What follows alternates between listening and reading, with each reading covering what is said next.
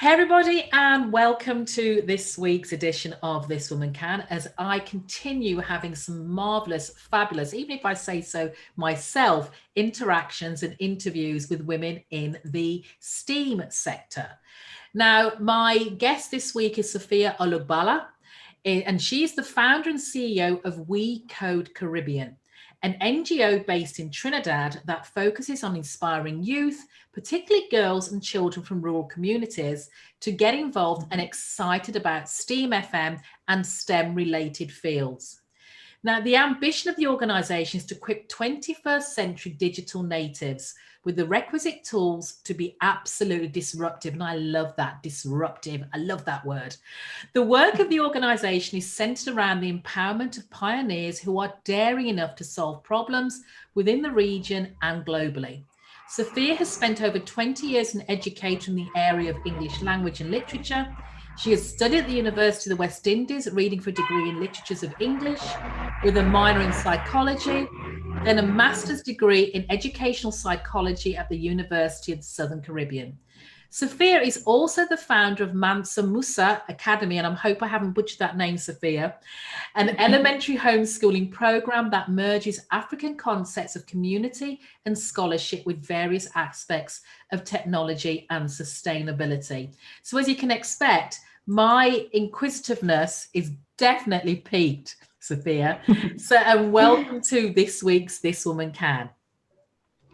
Thank you very much for having me, Janice. It's an incredible feeling to be here with you and to share with your platform and your audience the work of We Code Caribbean.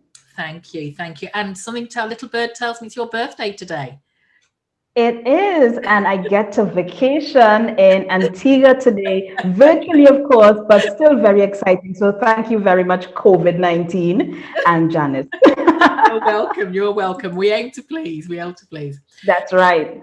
So, for Safiya, tell us about your journey. And there seems to be such a lot you've accomplished so far, and how you got to where you are today. Yes. So first of all, I have to say, Janice, that everything sounds so much more elevated when it's read with an English accent. So my bio just seemed incredibly, it's just so awesome the way you read it. I myself was sitting there like, is that you she's talking about? So thank you. Well done. So as you said in my bio, my background is in education. That is my passion. I understand very intimately the type of revolution that we need to embark on in the Caribbean if we are to keep up with global demands for technology and if we are to keep 21st century minds engaged in education. And one of the ways that I have found to do that is by focusing on STEAM FM. And STEAM FM is unique in that we do focus on STEAM areas, but the FM portion of it stands for financial management. Okay. It's an area, yes. So it's an area that I feel that children must understand comprehensively from a very young age. And our target is between the ages of 7 to 17. And we think children need to understand financial management and all the aspects that deal with finances at that very tender age and then beyond. Excellent. So for the listeners the viewers who are not clear on what the acronym STEAM stands for, I know it, but I didn't know the FM part, I must admit. Can you just explain what the STEAM sector covers? All right. So STEAM stands for science, technology, engineering, arts, which is very important for us, and then mathematics. Of course, the FM portion we added on.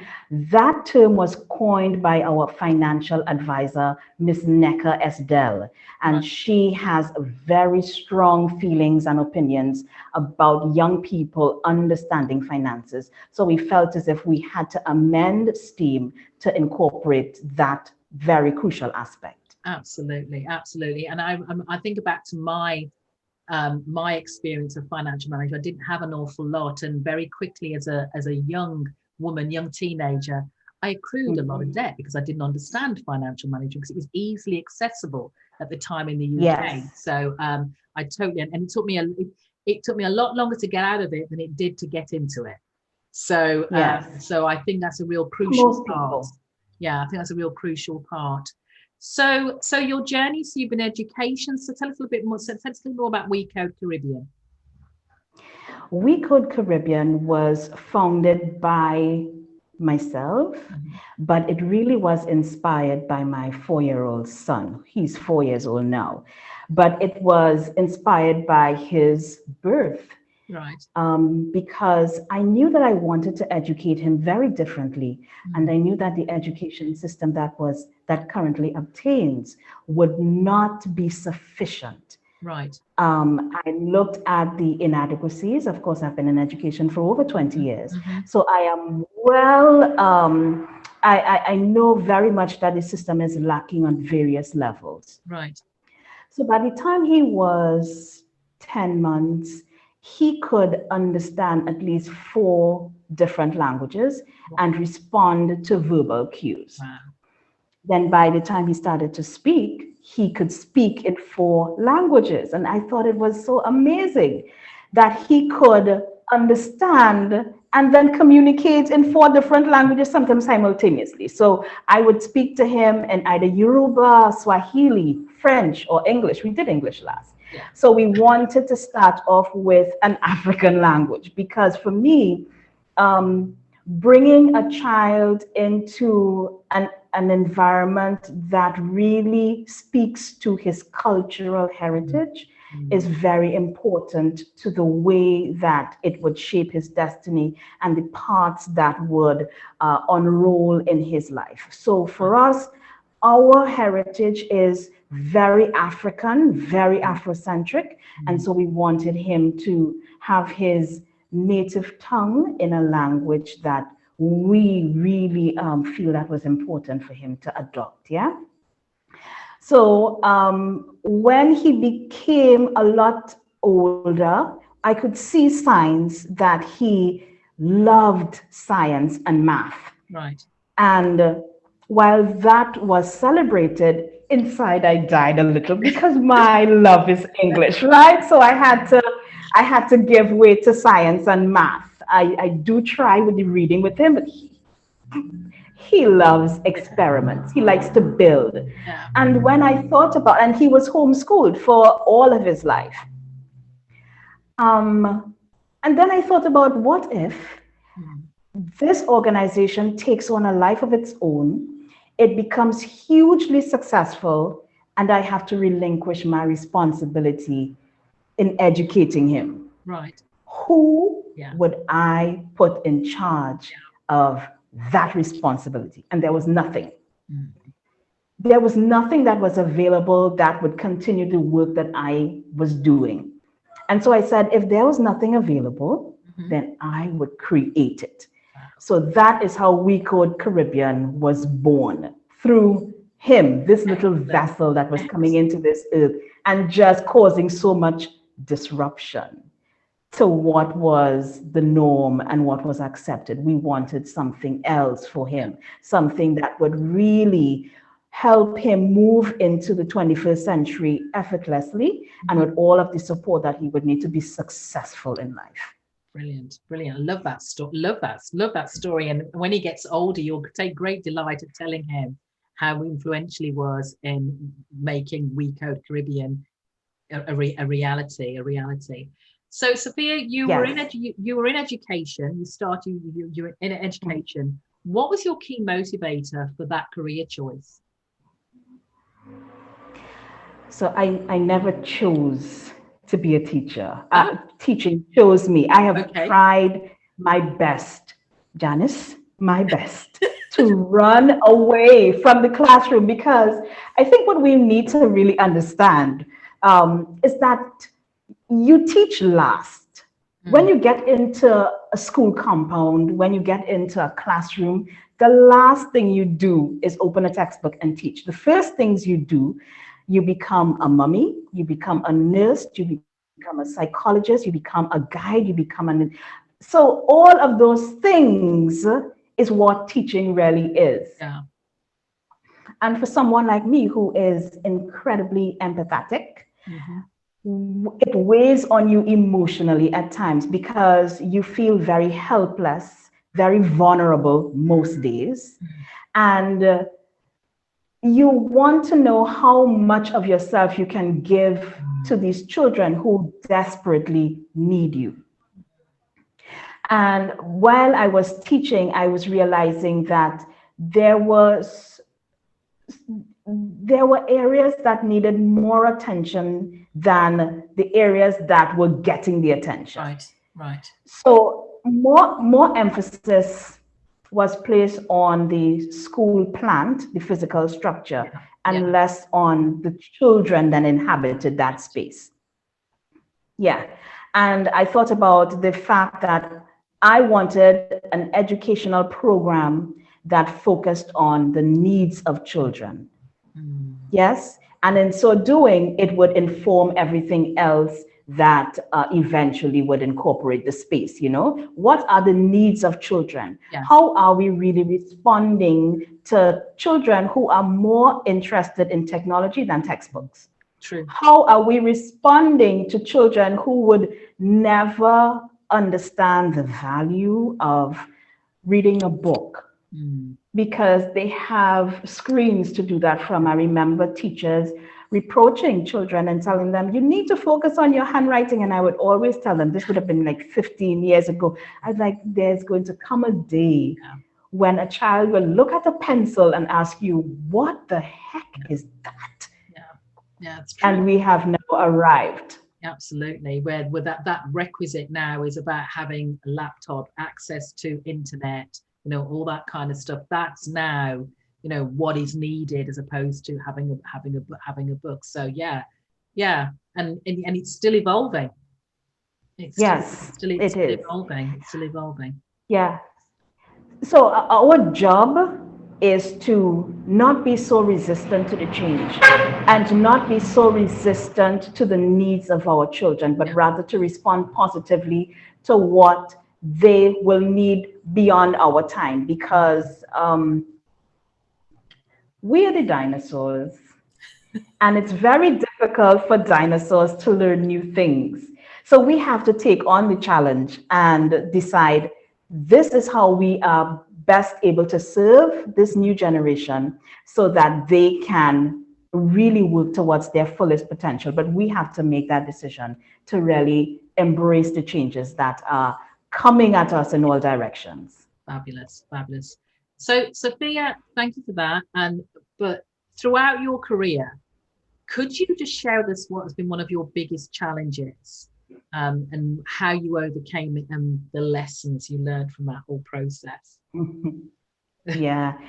So my biggest challenge, I would have to say to date, and not even challenges, because most things you can overcome.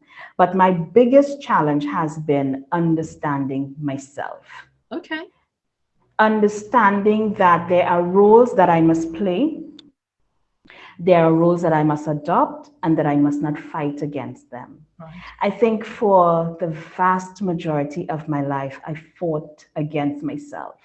Okay. I fought against the real responsibility of looking yourself in the mirror and accepting this is what your purpose is. As difficult as it may be, you must accept what your purpose is. And so I've done all sorts of things. And those things that I've done have not always been glorious in the outcomes. They have led me down very dark roads. I have battled with homelessness. Right. Although you have a family that you can go to support you in those times where you're just in the wilderness, trying to sort yourself out, trying to figure out who you are, what do you want to do in this world, and realizing that you are not honoring your authentic purpose. You are actually working towards building other people's dreams, and you are sacrificing yourself. Yeah.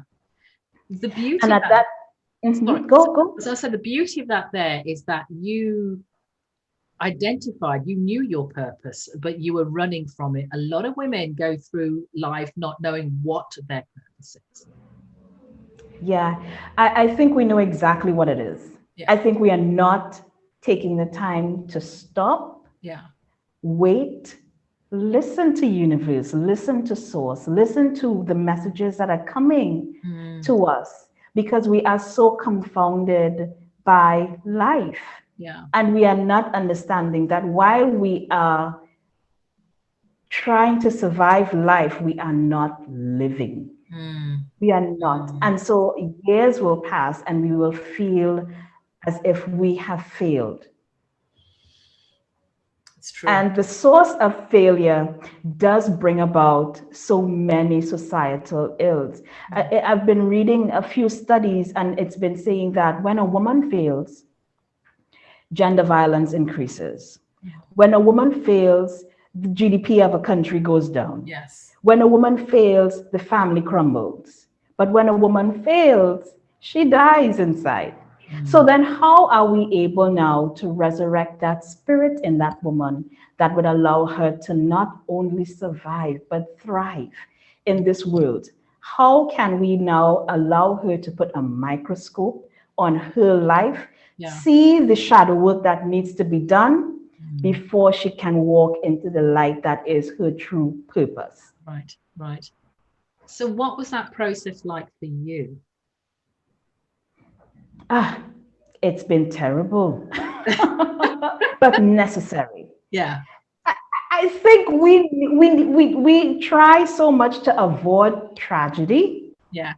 that we spend so much time existing in it. We just fool ourselves thinking that, oh, finally we've found our end of the rainbow, and now we are just Yeah. in a field of flowers and sunshine. No, sister, you're not, because you are not facing the tragedy. You have to walk through. You have to go through in order to find the breakthrough. Yeah. Right. Right.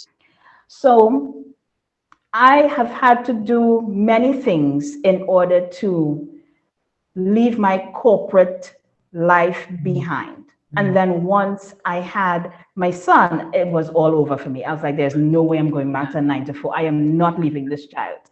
Yeah, and I think a lot of women really struggle with Yeah. what that is. Yeah. It takes a lot for a woman to leave her child at home and return to work. Absolutely. Absolutely. Totally agree. I have, yes. And mine may have been a few decades back, but I definitely remember the first time, both times having to go back to work and the guilt, the guilt that, but knowing what, not knowing what else I could do or not being clear on what else I could do and having to trust, I Yes. suppose, somebody else with the care of your child, and it's like, all the trepidation that comes with it. So I totally agree with you.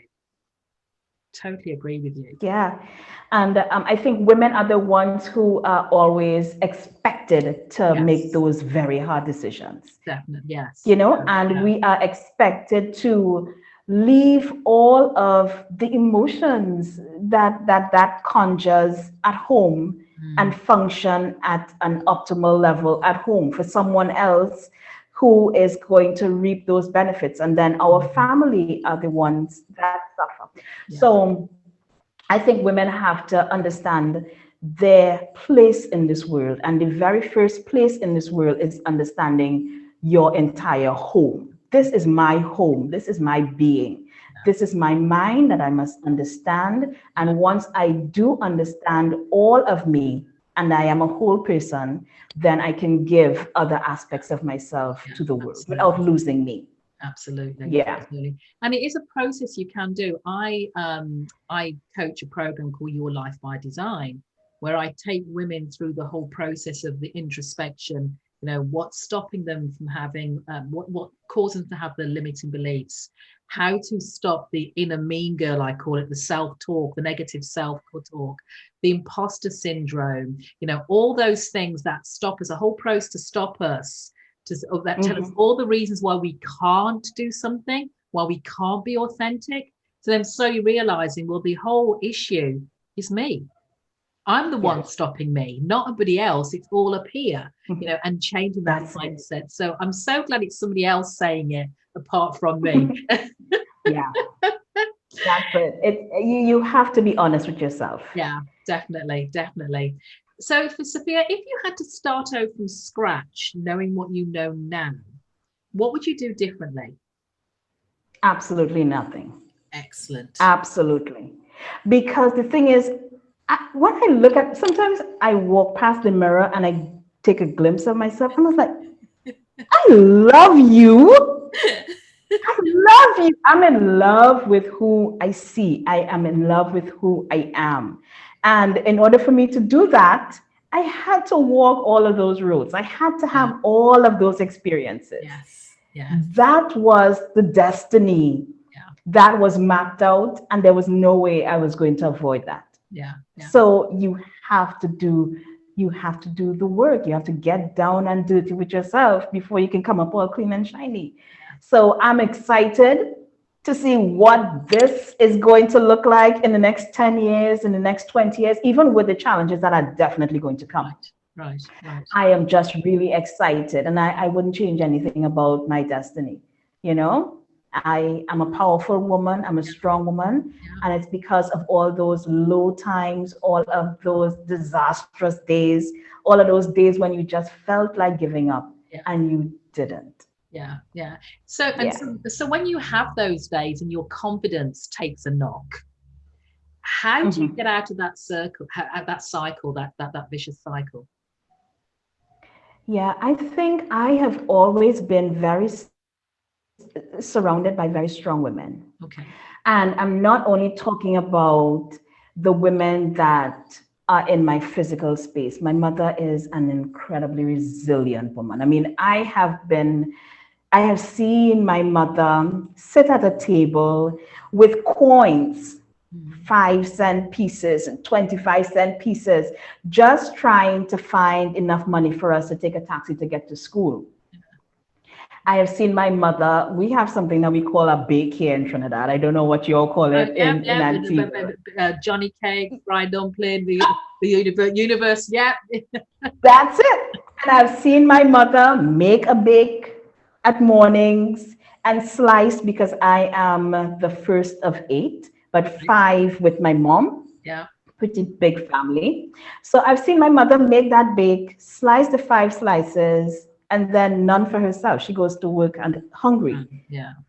you know. And now today I can see my mother buy a ticket and fly to Dubai because my sister lives there, or Wow. travel the world. So Yes. I have seen the struggle and I've seen the success. And Yeah. I honor those things. I honor the women who are in my life and how much inspiration they provide even without knowing it. Yes. And for every woman looking at or listening to your podcast, you are inspiring people that you don't even know. Absolutely. I had the same conversation yesterday, talking about the same thing, and I have a term. Have a term for it. I call it you're a non-conscious influencer because Ah, yeah. unconsciously you do not know who you're influencing and who's watching you, who's looking at you, who's watching your every move, who is inspired by you. So we Mm-hmm. all have that duty as women, to, and I don't want to give the responsibility to say, look, it's a heavy load, but the fact is, you are influencing the next generation. You're influencing the women around you, not even the next generation, those who may be older, thinking, wow, I could really do that. Look what she's doing. I could do that. That's right. And I remember an elder telling me, an elder queen, she was saying, just by the way you dress Mm, and you walk the street, mm, you have influenced so many women to yes. just stand up, to just do the same. And I think what we have to do as women, it's something that I have become very comfortable with now, Mm, but definitely not always, is that we have to be very comfortable with being the only. yes. Yeah. Yes, you're going to be the only woman sitting at the table. Yeah. Yes, you're going to be the only Black woman Yeah. sitting Yeah. at the table. Yeah. For me, I'm the only Black Rasta woman sitting at the table. And just before my postpartum incident happened, I had dreads all the way down to the floor. And Right. so I would have a turban that was all the way up, Yeah. and I remember going into spaces with my turban, with my African prints, and it would be so different because Mm. everybody is sitting there with their black suits and ties and a little, and I am there loud. Yeah, yeah, yeah, And I'm saying to myself, listen, you'll need to deal with this sister that just stepped into this room because I am not diluting who I am yeah, for yeah, anybody. yeah, yeah. Absolutely. Do not be afraid. This is Yeah, me. yeah. Be unafraid to be Yes. different. Yes, and I have found, like my sister's into etiquette, and I've learned a lot from her. So she's into etiquette and she knows how to dress for the corporate meetings and all of that. And she'd be like, you are going to the meeting like that. And then she would console herself in the same sentence and say, but anyway, it's an artsy type of thing. So they would say, oh,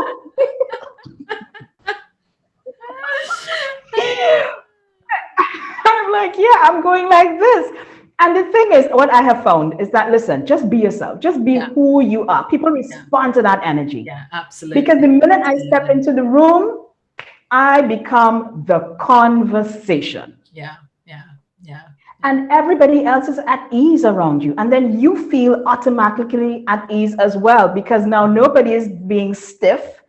Everybody is talking like, where did you get that? I got this from yeah, South Africa. Where did you get yeah, this? yeah, What's the meaning of your name? yeah, And people get to know who you are. And that's just the best feeling in the world that you don't have to constantly wear a mask. You yes, can be yes, yeah, yourself. yeah. And authenticity, some people think it's a bit of a buzzword, but it's so true. Once you Mhm. understand your values and you live to your values, the authenticity Yes. becomes so much easier just to be who you are. So yeah, I'd love to be in one of those meetings with you. Would love to be in one of those meetings. I have been in the corporate world for a long, long time. So you would have been a breath of fresh air. So Most times. yes, yes. So, Sophia, what advice would you share with women embarking on their own leadership journey? I would say let people start pronouncing your name right. Say my Mm, name right. Say my name with authority. Take the time, just as you have done and many other people. Can you say your name for me, please? yeah. Because I don't want to get it wrong. Yes. According to our traditions, and I really appreciate that, Janice. Like, you have no idea how much I appreciate that because most times people just feel so contented to butcher your Yeah. name. Yeah. I've had friends who say, okay, hi, Safiya. I was like, what? It's Olugbala. There are meanings. In our tradition, African people, to give a name to something gives it its power. Yes. And you cannot take away my power by simply assuming that my name is pronounced a particular way. Yeah. Because that is the way our erasure starts Mm, as women. mm, When you start mispronouncing our names and just assuming we yeah. are who you think we are, Yeah. you take the time and say Yeah. my name Yeah. right. Yeah. Yeah. And then I've been looking at a few studies that even tell you for women in leadership how important that simple process is in commanding authority in the spaces that you are. That Yes. there are intonations, there are ways that you can use intonation to really project authority. So Yeah. when we simply say our names, oh, Safiya Olugbala, okay, we are not memorable at all Yeah. because you haven't even taken the time to speak your name and command authority. Yeah. Then Yeah. so it's advisable Yeah. to peak at the end of your first name and then drop the peak at the end of your last name. Because when you peak at the end of your last name, it says, I'm not finished. Yes. There's something else that I have to say. Yeah. And then when you drop at the end, it's like, okay, I'm done now. Yeah. Yeah.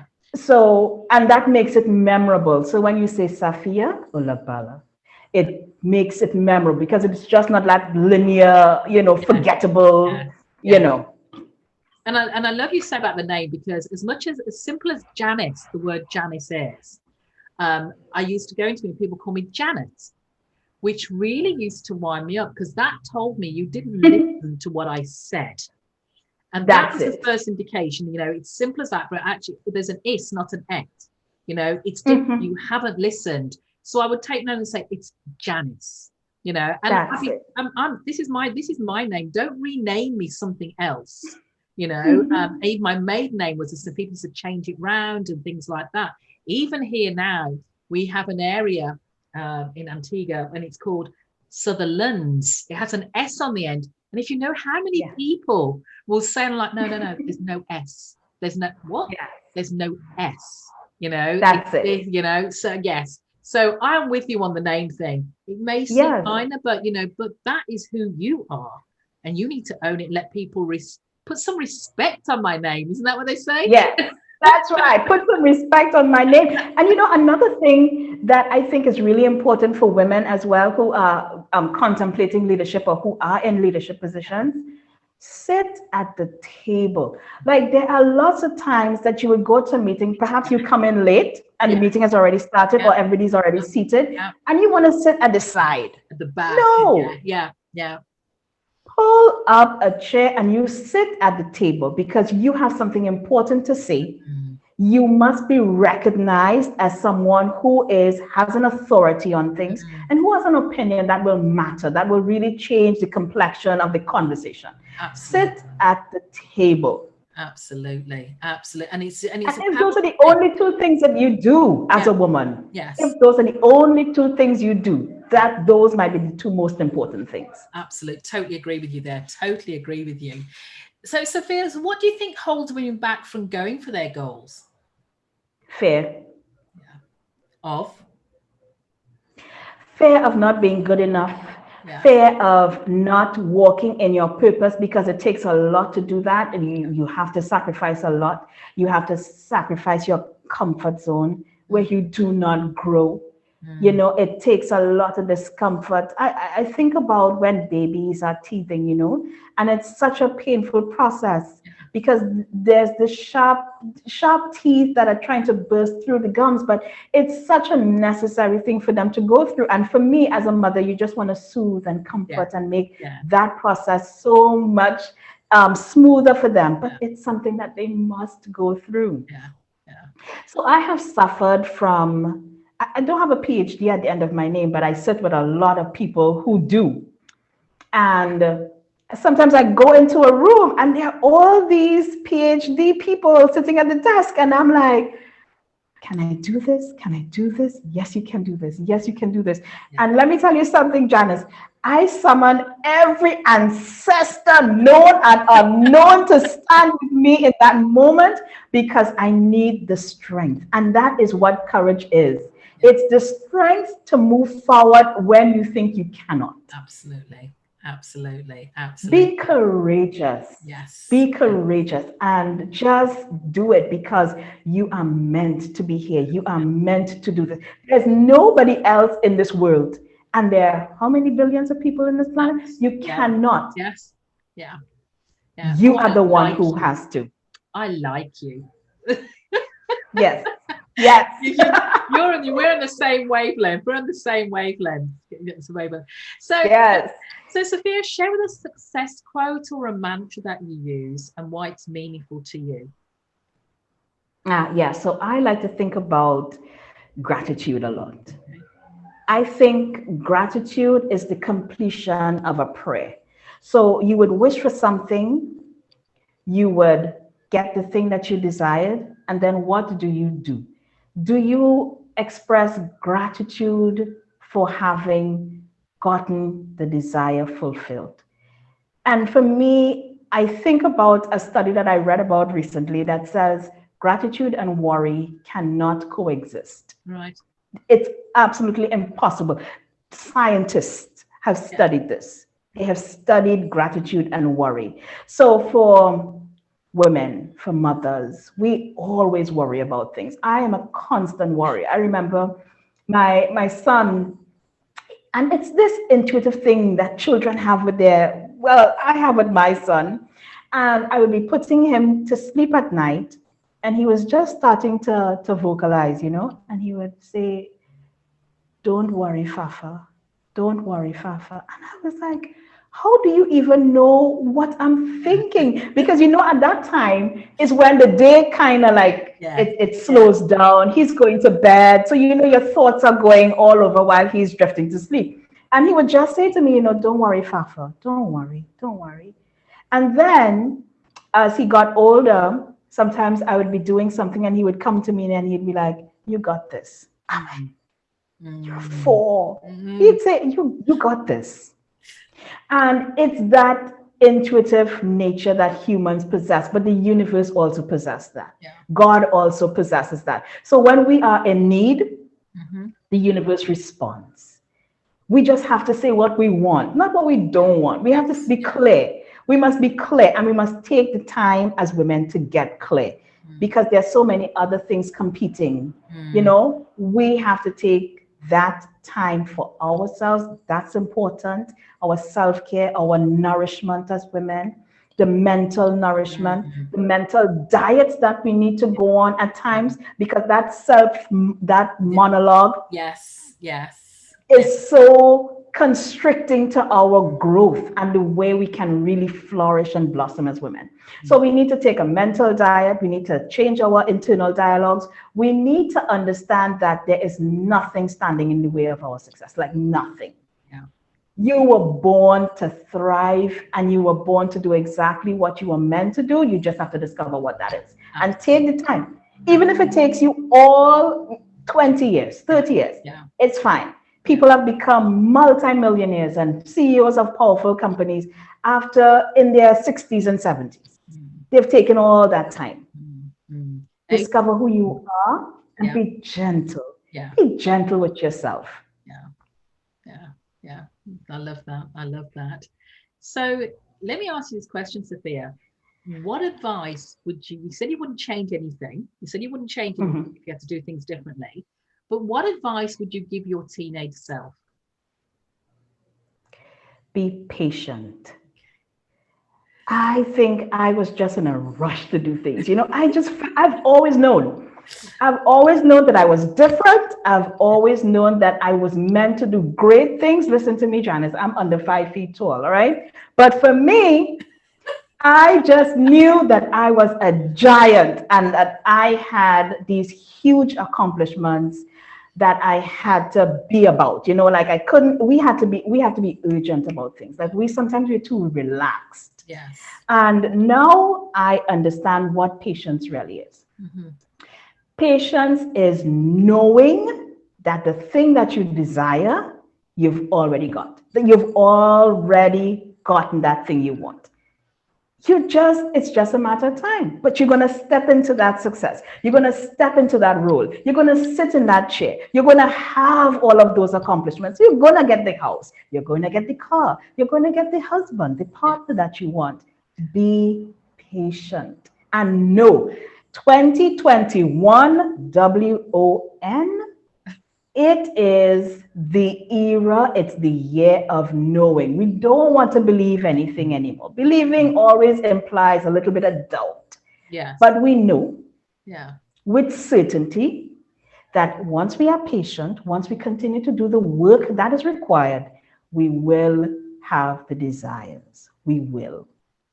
Excellent. Excellent. Love that. Love that. Love that. You really motivated me this Yes. morning. I'm motivating myself. So Sophia, if you could choose a mentor, any mentor, who would it be and why? Yeah, so I think I choose my parents every single day. Okay. Any day of the week, I choose my parents because we came from a life that was one dime away from extreme poverty. Right. You know, the fact that my parents were resilient and they understood the value of education and hard work Yeah. meant that we never really crossed that line, but we were dangerously close. Yeah. Yeah. And they inspire me. They inspire me to always understand how great I am. And I'm so happy that they instilled those values in me from a very young age. My father was a a Black Power member. Wow. He was very entrenched in that whole ideology of up ye mighty race, accomplish what you will. Very Gaviite, you know. Yeah. And my mother, because she formed a partnership with him, Yeah. also had those values seep into her life and then transferred those to us. Right. So we have always been very cognizant of the fact that accomplishment is just a matter of application Mm. and hard work, resilience. There are going to be stumbling blocks. We are going to be faced with many of them. What are you going to do? And I remember, and professionally, when I think about a mentor, I think about Jahil Oliver, who is the CEO of Hello Chapter in Africa. Right. You know, I thought about what we were trying to accomplish at We Code Caribbean. Mm-hmm. We want to be the best. There's no substitute. We want to have pillars of excellence that we allow children to mount so that they can become exceptional human beings and contribute in meaningful ways to Right. bettering our society. Right. Solve problems, answer the questions, solve the problems. And Hello Tractor, who operates in about 14 or 15 countries in sub-Saharan Africa and also in Asia. When I thought about the work that we were doing and the work that they have been doing, Yeah. I just wanted to align myself with greatness. I wanted to align myself with success. And I reached out to him as a very young founder, and I said, you know, this is what we're trying to do. I see you shaking hands with President Obama. I see the success of your company. Will you help me? Because NGOs Yeah. have very little resources. Yes. Yes. What we need to think about is how we can find the resources that are abundant for others, and hopefully they will want to share them with you so that you can grow and find your legs as an organization and become very progressive. So I reached out to him and he's like, yeah, no problem. And I was like, what? Wow. When I saw the message and I said, yeah, and I saw he said, yes, I double checked. I said, did he really respond? This is somebody who is a CEO of operations in 14 different countries in Africa and a few in Asia. And he's now moved into the Caribbean. And he has taken the time to respond to my message in under an hour. And I thought to myself, apart from the success, that's the type of CEO and founder I want to be. Someone who acknowledges people and see them as people, and someone who can help others elevate to the levels that I have achieved. And that's the power of that three-letter word, ask. Because, you know, Yeah, don't be fearful of asking, because if you ask and it's a no, you're no worse off than when you started. But look at that's that. right. You asked, and what happened? Even you're like pinching yourself to say, did he really respond? Yes, yes, you never know. You're so right, Janice. Like, I hope that is one of the key takeaways that people really let get into the depths of their psyche. Ask. Ask and you will receive. Yes. I never ask with the idea that I'm going to hear a no. I'm always very optimistic that that person will say yes to me. Yeah. And I go in just that way. Yeah. I go in as if I send a message as if they have already said yes. Right. It always kind of forces them to say yes, because it's like, okay, did I actually say yes to this already? Because she's talking as if. So at the end of the thing, I was like, okay, so you know what? After I send my message, I say, okay, so let's see if we can arrange a meeting for sometime this week. And the person hasn't even read my messages yet, but I am already walking a path that is one that we have already made the introductions. You have said yes. You have responded in the affirmative. Now, what's the next step? I have presented the next step. So let's go. Excellent. Yeah. Excellent. So yeah, definitely. And it is having that mindset. You know, the fact is, it's going to be positive. You're having that positive mindset, that growth mindset, that can-do mindset, that makes a difference. Because if you walk around saying, "Oh, they're never going to give it me, they're never going to do this," you're almost Mhm. manifesting that. Because everything you That's it. do, everything how you speak, you write, is having this negativity attached to it. So yeah, That's yeah, you're a girl after my own heart. You're a girl after my own it. heart. So Sophia, what are the three things you've learned about yourself during your career? That I am always going to be who I am.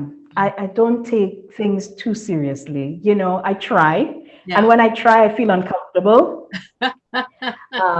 So I just like, listen, just deal with yourself. This is who you are. This is who you are. And I'm always conscious. I used to be very conscious about what the world is going to think when they see Mm, this, yeah, how, and how are they going to respond to you? I think everybody has an image of what a CEO is and yeah, what a leader is, and do you fit that mold? yeah. But I think I have, within the last year, because We Code Caribbean is just a year old. Right, Most people think we've been in existence for so much longer, but we really haven't. We've been doing other fringe projects that has now led us to this right. really culminating big event, um, that is We Code Caribbean. But for me, I have always been very conscious about that. Mm, Are you doing the right things with your hands? Are you sitting erect enough? Do you have proper diction? What?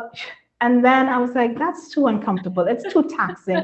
It's not who I am. I just want to be comfortable being me. yeah, yeah, And I think there are a lot of people who are going to respond positively to that, yeah, yeah, yeah. Another thing that I like, how I never take no for an answer. Mm-hmm, I mm-hmm. think I can that see that. I think people take no for an answer way too easily. Like, you have to persist. You have to be able to get knocked down, go back, knock on that door again. Eventually they'll open up. But you have to keep knocking. I've been knocking for a long time, for many, many years, on the same door, hearing the same no, hearing the same no, you're not ready, hearing your ideas are too wild, they're too out there. But now finally, you're in your time, you're in your Ready for you. space. People are Yeah, willing to listen to yeah, what you're saying, right? yeah.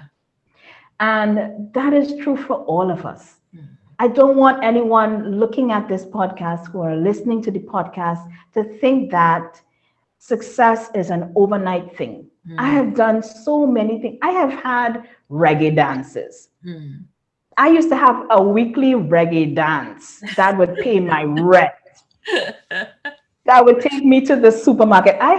In Trinidad, we have these cars, right? Yeah. That have these big megaphones at the top, and they go around Yes. making Yeah, we have the announcements same. about. Yes, yes. Okay, Yeah. so I have recorded death announcements and birth announcements and events that in the community, just to make enough money so that I can stay out of an 8 to 4 and I can take care of myself and my son, Yeah. Yeah. right? So it's not something that is not for everyone. Success is for everyone. Right. Success is for the person who has all the resources in the world, and it's also for all the people who have nothing Mm, mm, but their tenacity and their drive and their determination and ambitions. Success is for everybody. So you can have it, you can own it, it is yours. So let me ask you, what does success feel like to you? Success for me feels like being able to complete a day Yeah. without collapsing. That, for me, that's success. Like, if I can do that, because for women the demands are so great. Yeah. I homeschool. I Yeah. have a homeschool program, that's Mansa Musa Yeah. Academy. I also homeschool my son. Right. And most times our classes begin at 8 and 9 at night. Right. But he loves school. Well, we Right. don't say school because he's unschooling, right? Right. But we love that learning process so much that he doesn't care. He gets his little backpack, he comes, Right. he sets up his learning station. He's like, okay, I'm ready now. And I'm like, looking at the time, I was like, it's almost 9:30, it's almost Yeah. 10, but let's go. And if I can do all of those things and have meetings and respond to emails, and once I can do all of those things and still feel as if I am whole, Yeah. that for me is success. Yes. That I am still a whole person that I can give to my son where I'm not snapping at it because Yeah. I'm just so tired, Yeah. or that I just want to look at every single day and live in that present moment. For me, that is success. Not worrying about the future. The Yeah. future is bright. The future is successful. The Yeah. future is whatever you want it to be. Yeah. But I want to enjoy these moments. 2020 has taught us nothing. Yeah. Yes. It should be at least to really enjoy the present moment with your friends, your family, your thoughts, Mm, with yourself. mm, mm. Love that. Excellent. Appreciate that. Excellent. Hold on to that. So you've had an exciting journey so far, but what next? What's the horizon for Safiya and WeCo Caribbean?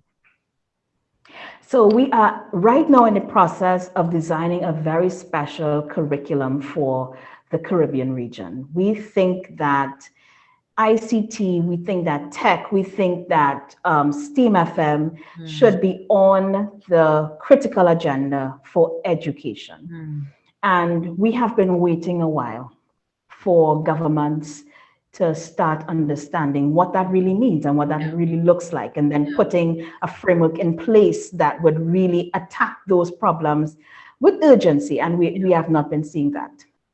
So, being the creators that we are going to create a syllabus, a curriculum that focuses on all of those areas, Right. but focuses on the areas where we can have children graduating from a program and really going into entrepreneurship in a very serious Right. sense. Right. We have been creating bridges between very important organizations like Stanford University and NASA, and a few in the UK as well, Yeah. so that children can graduate our program using the curriculum that we are currently designing. Yeah. And then we can create these pipelines so that they can make their way over into these Right. institutions. Right. Right. Those things are very important for us. And we are going to start teaching code on television because it's a Oh. part of our 21st century agenda that we are not paying attention to. Yeah. Children must learn to code. They should. Mm, They should understand the importance of it, robotics and coding and AI. All of those things are very prominent in our society right now. And yes. Yeah. our educational systems, they're not reflecting that.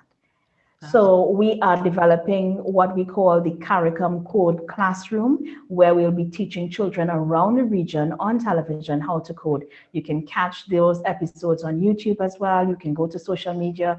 You can sign up to register for our Caribbean Code Classroom, and you can join our online platforms on Edmodo and Google Classroom, yeah. all of those things, so that you can get the requisite skills to Yeah. navigate this time that we are living in and become employable. There Yeah. are lots of tech jobs, millions Yes. of Yeah. tech jobs that cannot be filled because we do not have the experienced Yeah. people educated in the right way to fill those. And those are high paying jobs.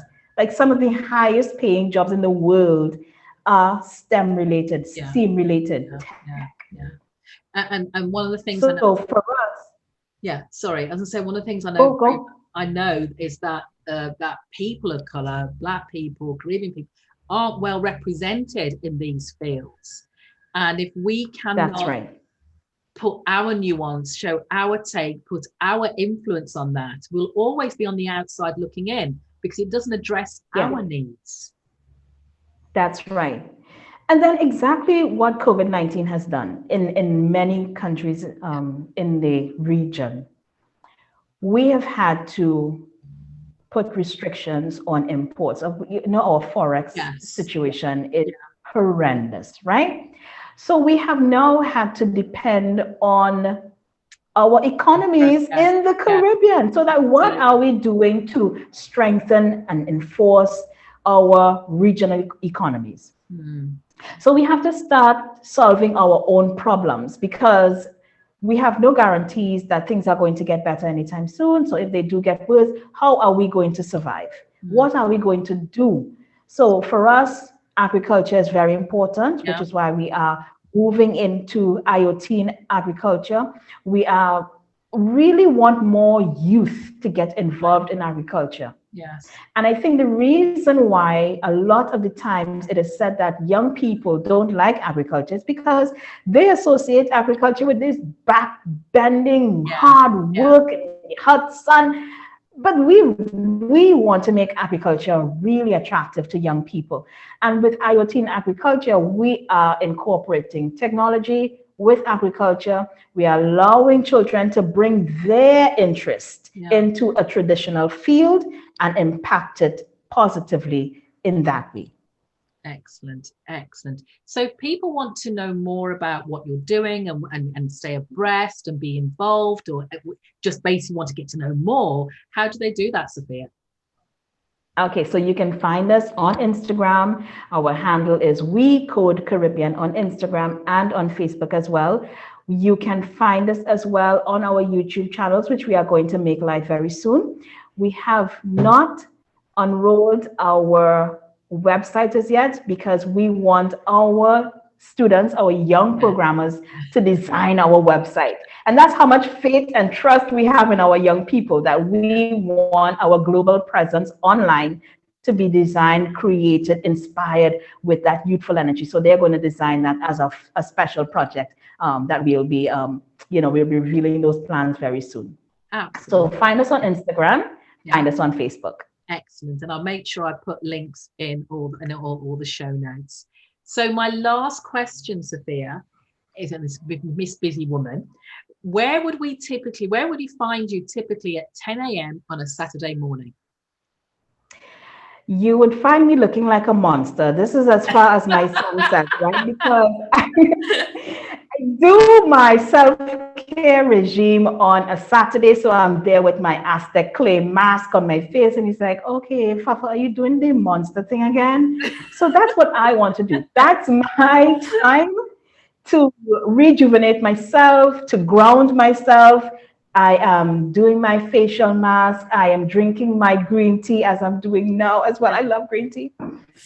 I'm just really relaxing. I'm listening to my reggae music. I love reggae music. I love African music. So I do all the things that I enjoy Yeah. Saturday morning, Yeah. 10 o'clock. Excellent, excellent. And that's a great time to finish my interview.